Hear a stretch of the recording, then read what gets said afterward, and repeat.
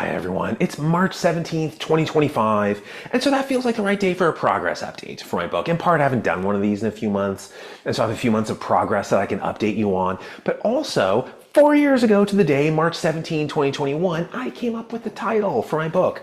Not book one, A Time for Wrath. I've had that since I was like a kid. I mean, I've had like forever, I've had that title.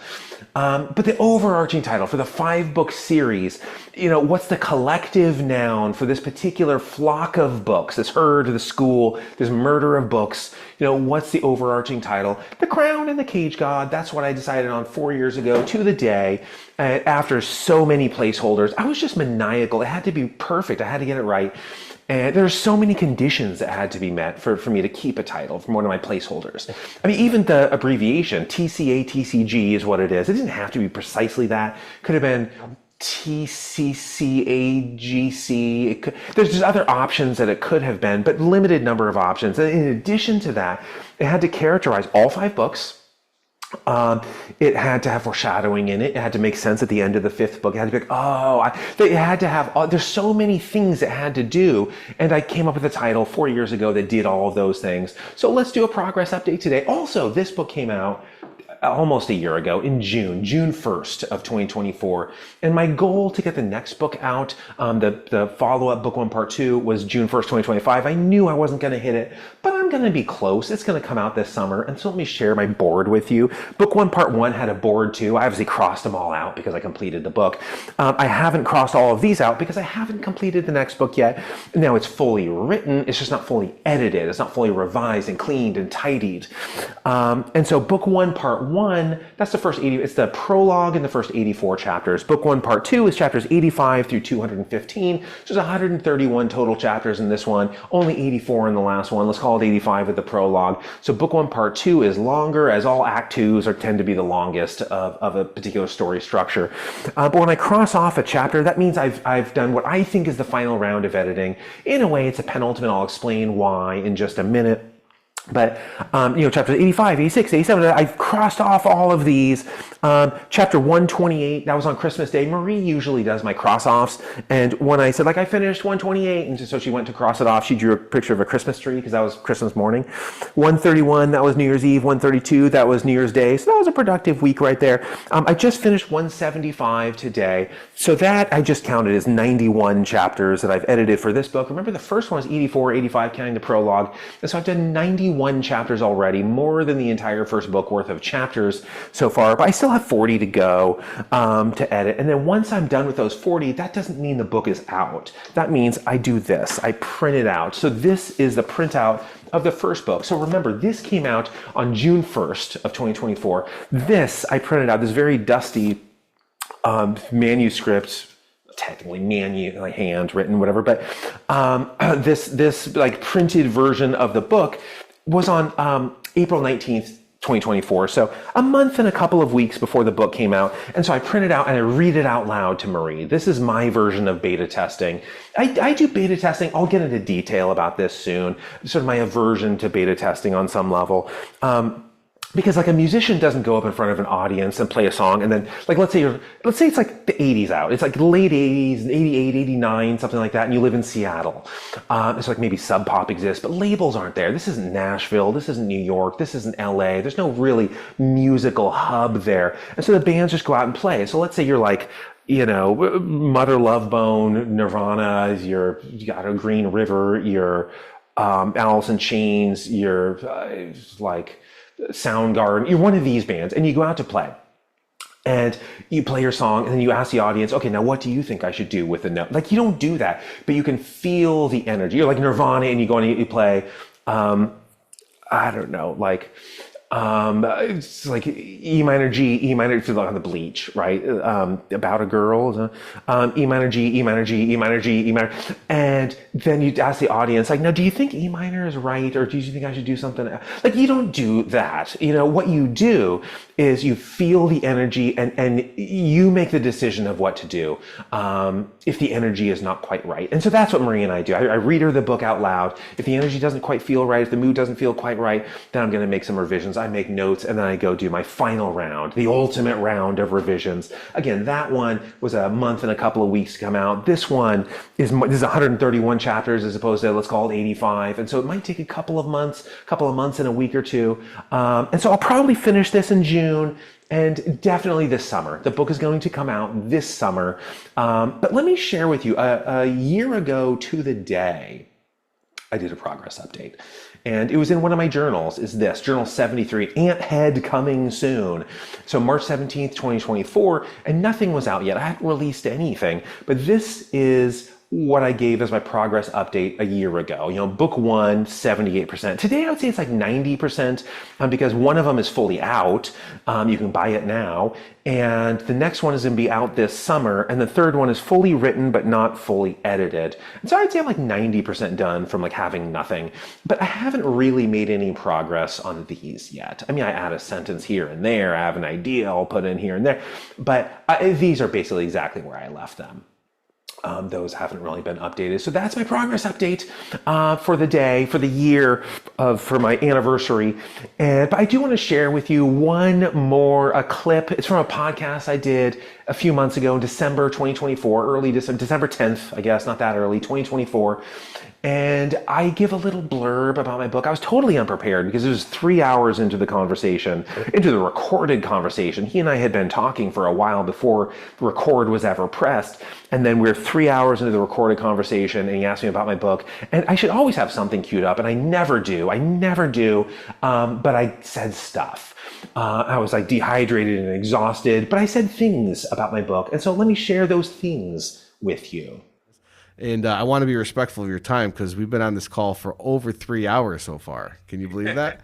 I want to be respectful, but you've been doing some personal business, and that is you've developed the crown and the cage God. You want to tell everybody about it, and we'll make sure we put it in the show notes and talk a little bit about how you got into this, and if you want to talk a little bit about the book and anything at all about it, we can do that maybe with the last segment, I guess, before we... Yeah.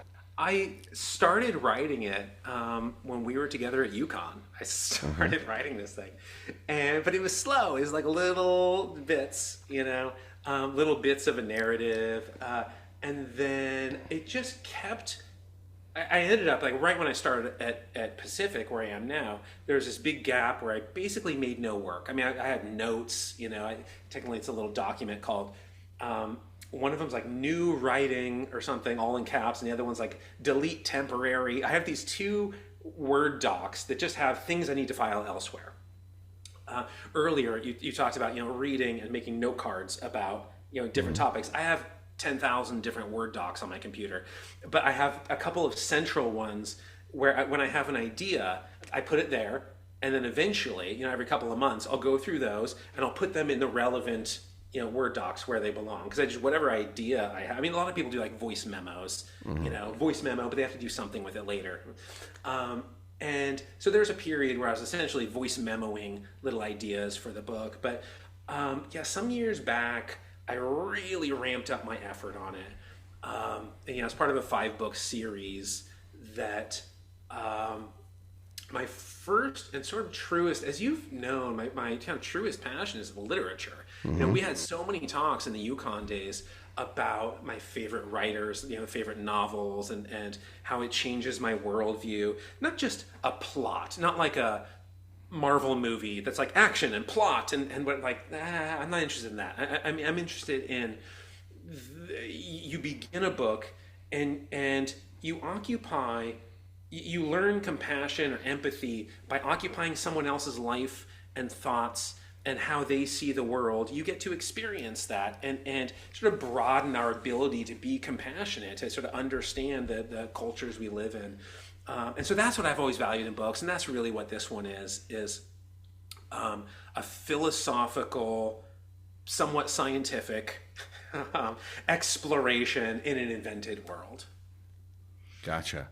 And was it what inspired you to write the book? Because I know we've talked about how I used to think it would be cool to see our name in print when we publish something, and then you start realizing, after you've had the first one, it's kind of cool. The first one's kind of cool, and then by the time you get to like the fourth or the fifth one, you're just like, oh, no big deal. Like, how many So people yeah, are actually my name was reading nowhere to this? be found in that book.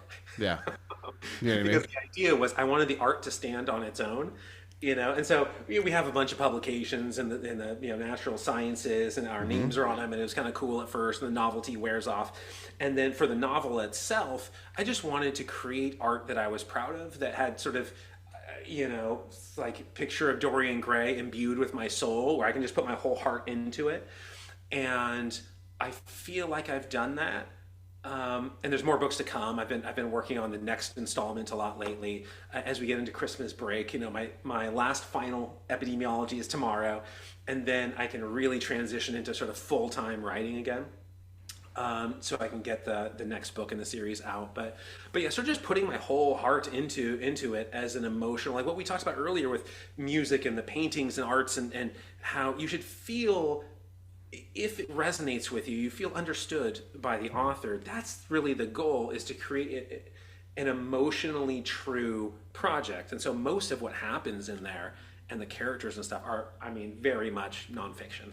It's set in an imaginary world, a secondary world, with a secondary bestiary, like that is populated by a bunch of sort of invented creatures. But the people and their interactions and their life experience and stuff are really drawn from real life, and just to make it, that's the imbuing it with my soul part. Very cool. Very cool. So you have nonfiction pieces in there, and it's written as a fiction novel, but it's very much based on nonfiction. Yeah, so it's very much an autobiography of a kind, of me, and there's several other people, lots of people that I draw from to create this sort of series of miniature autobiographies, to explore the human condition and our how we receive tragedy, how we receive triumph, what happens to our thoughts and behaviors in when challenged in those ways. How did Triumph is a challenge too. Look at what happens to people with success. That's one of the hardest things to cope with, I think, is success. Yeah, for sure. Yeah. So I guess how did you have, the drive to keep interleaving and taking time off? And have you ever got to the point where you were just like, yeah, I think I might just throw this thing in the trash because I've tried writing it, Yeah. So there's a lot of times where I just like, why did I even start this thing? It's so much work. I don't know how many tens of thousands of hours, that I have, invested into this. And I have the first installment out, and there are a lot more installments to go. And like, this is going to be, I'm going to be like 90 years old, and I'm still going to be working on this. It's like my life investment. It's the most important work I've ever done, I consider it. But yeah, it sort of occupies so much of my life but this is one of the things, again, I will not allow any AI sort of system to touch it. I don't want an AI fingerprint on it, because this is the heart. This is, truly investing all of my emotion into it. And to have some Gene Simmons, like, calculated approach to success, that's not what this is. And so I have to go about it in the way that's true to me. Gotcha. Whether that delays releases, whether that is like hampers my success, the click rate, is irrelevant to me. Gotcha. Well, where could folks find it?